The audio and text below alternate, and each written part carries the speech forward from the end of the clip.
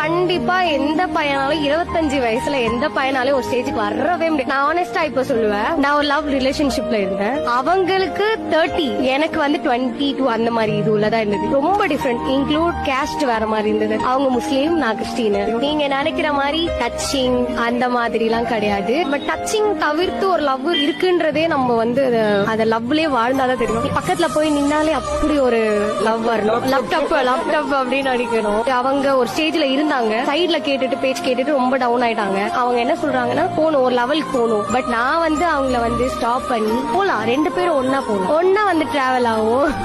நானும் ஒர்க் போறேன், அவங்களும் ஒர்க் போவாங்க. அவங்க ஒர்க்ல இருந்தாலும் நீங்க ஒர்க் பாருங்க அப்படின்னு சொல்லிட்டு போன வச்சுக்கோங்க. ஆனா போனை வச்சுட்டு நான் ரொம்ப கஷ்டப்படுவேன். ஐயோ பேச முடியலையே, ஏதோ பேச முடியலையே, அப்படி கஷ்டமா இருக்கும். ஒரு வாட்டி அவர் நம்ம பக்கத்துல உட்காந்து இது வாங்க முடியல, இதை பண்ண முடியலன்னு சொன்னாருன்னா மனசு உடைஞ்சு நம்ம இதெல்லாம் ஆசைப்படக்கூடாது, அதுக்குன்னு இது ஆசைப்படக்கூடாதுன்னு அப்படியே டம்ப் பண்ணி அவருக்காக மனசுக்குள்ளேயே வச்சுட்டு அப்படியே